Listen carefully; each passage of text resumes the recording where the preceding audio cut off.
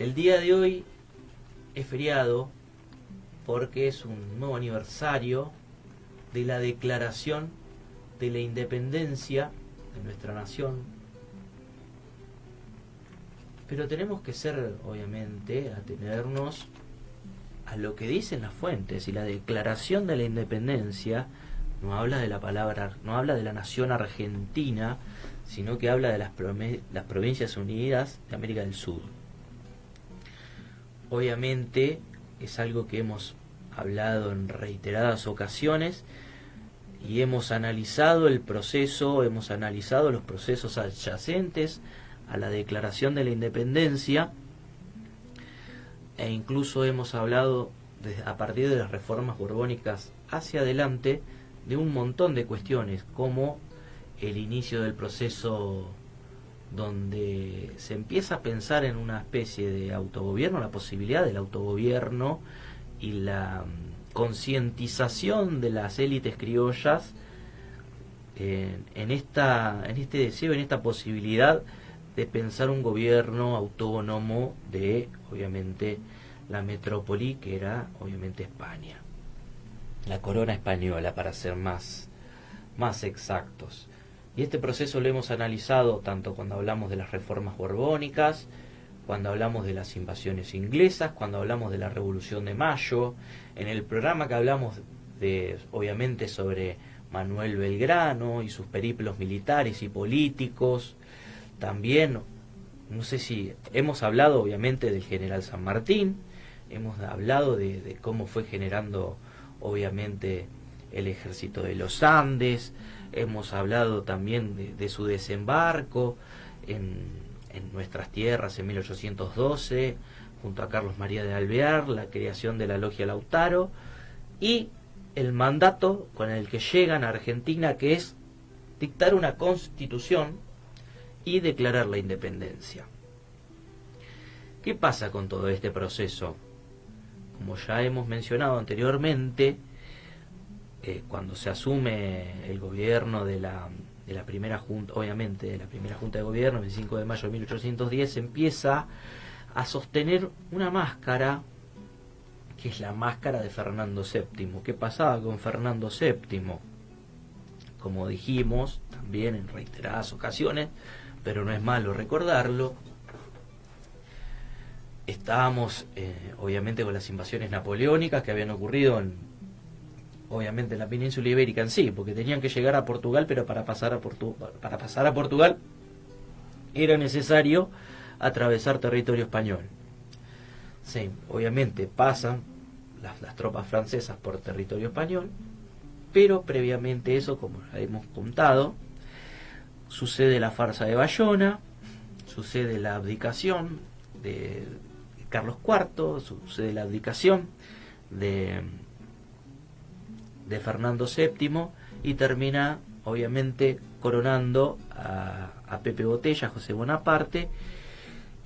y la familia real termina en una supuesta prisión, que en realidad era como una suerte de vacaciones de lujo en Valencé, en unos palacetes con rentas anuales, servidumbre y toda la parafernalia que podía llegar a tener una familia real. Obviamente las arcas del que era en ese momento el imperio, ya imperio, Francia, pagaba todo. Pero ¿qué es lo que sucede? Que cambia un poco la tónica de la discusión. Tenemos en 1815 la caída de Napoleón, la batalla de Waterloo, en el segundo advenimiento de Napoleón. Tuvo primero un exilio temporal, vuelve los 100 días, los famosos 100 días de Napoleón. Es derrotado el ejército napoleónico en Waterloo, y luego de ello viene la restauración absolutista. Congreso de Viena, lo convoca Metternich, y todas las, obviamente, ¿qué es lo que hace? La Santa Alianza, que era el bloque militar y político que se enfrenta a las fuerzas del ejército napoleónico, empiezan a repartirse el territorio, obviamente, y quieren llevar las fronteras hacia como estaban, previo, obviamente, al advenimiento y el avance de las tropas francesas y napoleónicas. Los quieren llevar las fronteras a esos momentos.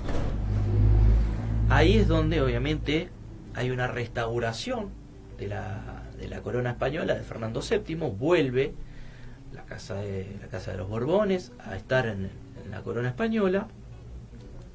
Ahí cambia la tónica, porque ya no es que estamos gobernando en nombre del rey ausente. Mantener la máscara de Fernando VII ya era una especie de oxímoron, porque no podemos mantener la máscara de Fernando VII cuando está gobernando de vuelta en España, inclusive tenemos que tener en cuenta que ante esta restauración, repito, la restauración absolutista, porque es un concepto muy importante para el análisis de lo que son las monarquías europeas, envían una flota de aproximadamente 68 buques con más de 11.000 efectivos. Hay algunos números, algunos hablan de números exactos, unos 11.062. Obviamente eso tendríamos que analizar bien las fuentes de la época, habiendo una posibilidad de que esa flota, comandada por el general Morillo, encarara el territorio de las Provincias Unidas del Río de la Plata e invadieran Buenos Aires, que recuperaran la capital virreinal de Buenos Aires, obviamente, el virreinato del Río de la Plata. Pero ocurrió un problema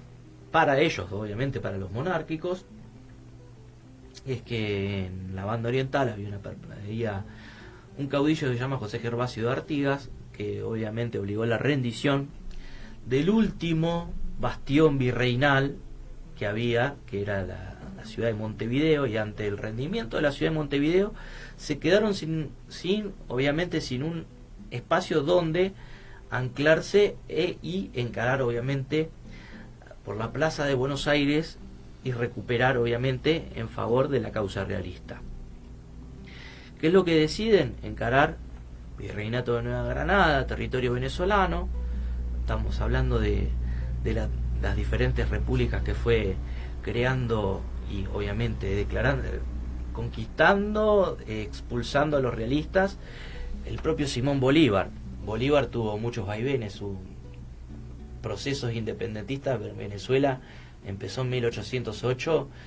y luego de que Bolívar vuelve de un exilio en Jamaica en 1815, tenemos unas 3 repúblicas declaradas por el propio Bolívar. Deciden obviamente enviar esta flota con numerosos efectivos hacia territorio de, como dijimos, de Nueva Granada, lo que a nosotros nos valió un respiro, un alivio importantísimo, sobre todo cuando tenemos que tener en cuenta que el gobierno del directorio era un gobierno ineficiente, un gobierno que pensaba más en las rencillas internas que en los ideales independentistas. Pero todo esto nos lleva obviamente a empezar a pensar el contexto del Congreso, donde se dicta la independencia, donde se declara la independencia de las Provincias Unidas de América del Sur. Y tenemos que hablar de una multiplicidad de causas y cosas que estaban sucediendo en el mismo momento, porque a veces, creo yo, o por lo menos lo que me dicta mi propia experiencia, la historia escolar nos cuenta todo lo que estaba aconteciendo en ese momento, sino que va contando la historia como más encasillada, encerrada en celdas, y no la interconecta una fecha patria con otra. Nosotros tenemos que tener en cuenta que luego obviamente de las derrotas de Vilcapugio y Ayohuma, ya habíamos tenido obviamente hablando del territorio de Alto Perú, las primeras incursiones que había sido las comandadas por Castelli, la derrota de Huaki, luego las derrotas sufridas por el ejército del norte encabezado y comandado por el general Belgrano, luego de las increíbles victorias que tuvo en Tucumán en 1812 y en Salta en 1813, sobrevinieron las derrotas en Vilcapugio y Ayohuma que sopesaron un retraimiento de las tropas patriotas, pero a su vez también les dio el contexto para empezar a pensar en la necesidad de establecer una guerra de guerrillas o una guerra de resistencia, una guerra de recursos, una guerra asimétrica, que oficiara como tapón en lo que es el territorio de Salta y Jujuy, que obviamente sería llevada a cabo en cabeza del primer gobernador de Salta, que sería elegido democráticamente, Martín Miguel de Güemes, en el cual ya hemos hablado de las diferentes incursiones que resistió Martín Miguel de Güemes junto a su ejército y los infernales de Salta, a través de las estratagemas que son muy similares a las estratagemas que utilizó Manuel Belgrano en el éxodo jujeño: anegación de tierras, quema de recursos, envenenamiento de pozos, y obviamente los ataques utilizando a favor el terreno, que obviamente le permitieron repelir unos 6 o 7 ataques españoles, invasiones españolas desde el Alto Perú. Pero ¿qué pensaba San Martín en todo esto? También tenemos que pensar en San Martín. Hay un cambio de mando, la famosa aposta entre Belgrano y San Martín. San Martín se hace cargo del ejército del norte, hay una nueva incursión hacia el Alto Perú, que también conlleva una derrota en 1815 por parte del general Rondó, y ahí es donde San Martín toma una decisión, que es no atravesar el Alto Perú, que era un territorio absolutamente esquivo y muy complejo para poder justamente atravesarlo y seguir con el proceso de conquista por ese territorio, sino que empieza a pensar en la posibilidad de un cruce de los Andes, y atacar en lo que ya dijimos anteriormente, liberando Chile primero, luego atacando por mar y por tierra lo que era el virreinato del Perú, para así de una vez por todas terminar obviamente con el bastión realista en Lima, que era la capital virreinal del virreinato del Perú. Para todo ello, San Martín exige al gobierno del Directorio que lo nombren gobernador intendente de Cuyo, que sería obviamente a los fines de preparar el ejército de los Andes, como dijimos anteriormente, con el fray Luis Beltrán, el fraile armero, mecánico, ingeniero, químico, físico, un hombre que tenía un amplio conocimiento de ciencias, como dijimos, física, química, ingeniería. El tipo para la época era literalmente un genio. Era el gran armero del ejército de los Andes, y obviamente también con la gran tarea de espionaje que se llevaría a cabo. Sobre todo recordemos la figura magnánima de Antonio Álvarez Condarco, un tipo con una memoria de esas que hay una en 1.000.000, una memoria visual impresionante, el cual dibujaría obviamente los pasos, haría inteligencia y contrainteligencia, obviamente espiando a los enclaves realistas que estarían del otro lado de la cordillera. Y San Martín entonces empieza a preparar su paso a su cruce de los Andes, que se efectuaría en 1817. Pero tenemos que pensar que en 1816 estaba en Mendoza, en la gobernación de Cuyo, y obviamente estaba ávido de declarar una independencia. Él decía que no podíamos seguir manteniendo esta ¿cómo se podría decir?, esta dualidad o esta incertidumbre en cuanto a mantener o no la máscara de Fernando VII. Como dijimos, Fernando VII ya había retornado a la corona española luego de la caída de los ejércitos napoleónicos, y era necesario declarar una independencia. Obviamente San Martín tendrá su representación dentro de lo que es el Congreso de Tucumán, que no es que empezó y sesionó una sola fecha, porque todos piensan que se juntaron un montón de militares, políticos y aristócratas en Tucumán el 9 de julio y dijeron: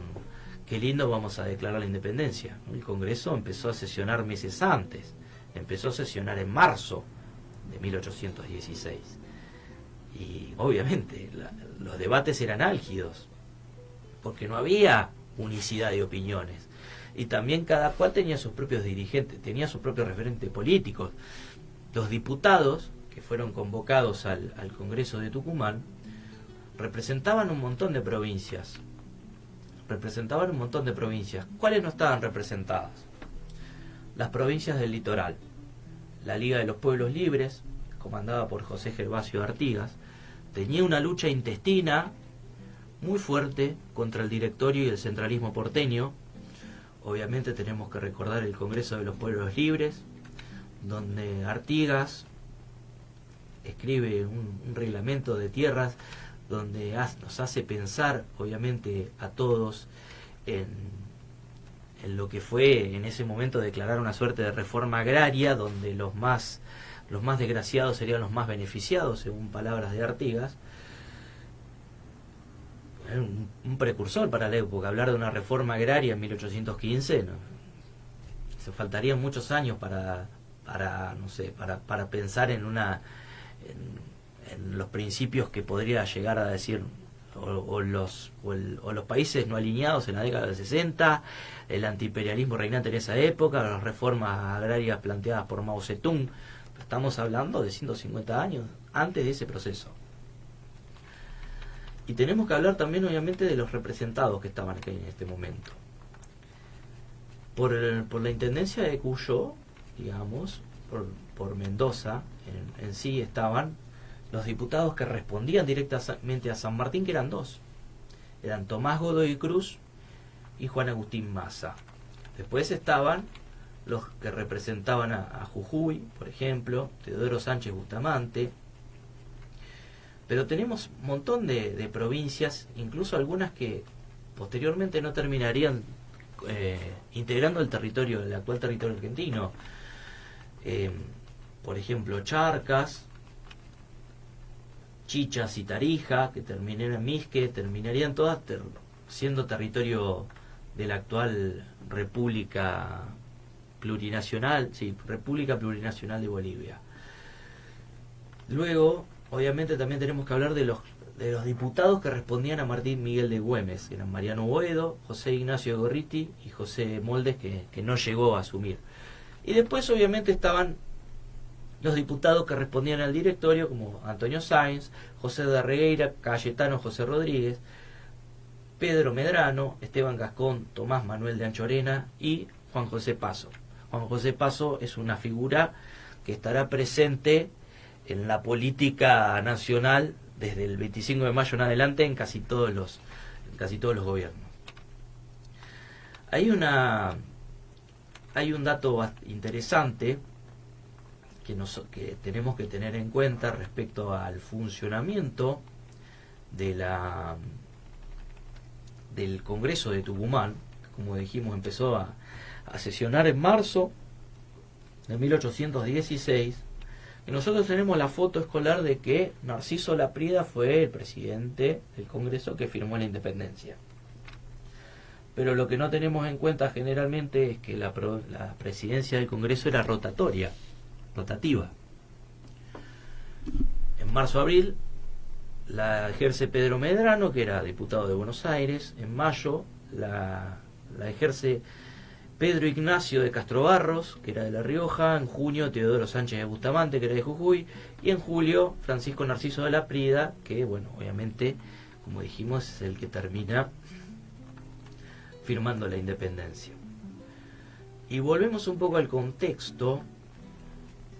Ya hablamos de eso, ya hablamos de Güemes, ya hablamos de San Martín, hablamos del directorio, con las luchas intestinas que estaba teniendo en ese momento, con el poder que se disputaba en Buenos Aires, que siempre fue una ciudad plagada de intrigas palaciegas y de roscas y cosas que suceden en la política, y que estaba más preocupada en la lucha contra Artigas y las provincias del litoral, Santa Fe, Corrientes, Entre Ríos, que por ejemplo, enviar recursos al ejército de los Andes, el que se estaba preparando para cruzar justamente la cordillera y liberar a Chile y Perú, para justamente evitar, obviamente, otras incursiones de los ejércitos realistas. Fue, obviamente, una constante en cuanto a lo que sucedía en Buenos Aires. Siempre sucedía más o menos lo mismo, pensaba más para adentro que hacia afuera. vamos a hablar también de algo que hemos mencionado en contextos anteriores, pero creo que es muy importante volverlo a mencionar el día de hoy, que, como dijimos, Belgrano, luego de las derrotas de Vilcapugio y Ayohuma, fue, por el propio directorio, fue San Martín enviado a meterlo preso a Belgrano, que luego, obviamente, a través de las cartas que mandaba San Martín, se negó y decía que no será ni Aníbal Barca ni Napoleón, pero es el mejor de los generales americanos, el mejor de nuestros hombres, por lo tanto no lo iba a meter preso, hizo caso omiso a la orden, y Belgrano, obviamente retornado hacia Buenos Aires, es enviado en misión diplomática junto a Bernardino Rivadavia, que en primer lugar, lo dijimos el programa pasado, fue hacia Río de Janeiro a entrevistarse con la infanta Carlota Joaquina y con el emperador Pedro I del Brasil, para obviamente buscar su apoyo y buscar como una especie de regencia. En su momento había sido una hipótesis política importante, como opción antes de la primera Junta de Gobierno, el movimiento del carlotismo, que venga Carlota Joaquina y que ejerza la regencia y el gobierno aquí como heredera legítima de los Borbones. Y luego fueron enviados obviamente a Europa buscando el tutelaje o el apoyo de algún príncipe europeo que pueda ejercer una monarquía aquí en territorio del Virreinato del Río de la Plata. Se recorrieron diversos países, incluso hasta la propia España, no encontraron el apoyo debido, y ahí Belgrano vuelve hacia nuestras tierras y termina llegando a Tucumán justo para cuando estaban en plenas deliberaciones, y ahí es donde propone justamente esta idea de una monarquía incaica con el hermano de Túpac Amaru II, que en ese momento todavía estaba preso en España, pero la idea justamente era que el heredero legítimo de la última dinastía inca pueda ejercer el gobierno, y esa fue obviamente una de las discusiones más acaloradas. Por ejemplo, hubo uno de los diputados que dijo que no quería la monarquía o el gobierno de la casta de los chocolates, haciendo referencia a la tez trigueña de los incas, obviamente. ¿Y qué es lo que termina sucediendo? Empezaron a debatir la posición de crear una república, que era una posición minoritaria dentro del Congreso de Tucumán, y luego estaba la postura de crear una monarquía con algún príncipe europeo, o bien la postura de Manuel Belgrano. Entonces, ¿qué prefirieron? La ambigüedad. Redactan un texto donde declaran la independencia obviamente de toda dominación extranjera, pero no establecen la forma de gobierno, que sería una gran conjetura que no se resolvería hasta muchísimos años después. Tenemos que obviamente ser conscientes de que el directorio siguió adelante con su enfrentamiento interno con las provincias del litoral, una lucha muy fuerte contra el caudillo Estanislao López de Santa Fe, contra Pancho Ramírez. Obviamente Artigas ya habiendo sido derrotado, en 1820, en la batalla de la Cañada de Cepeda, las fuerzas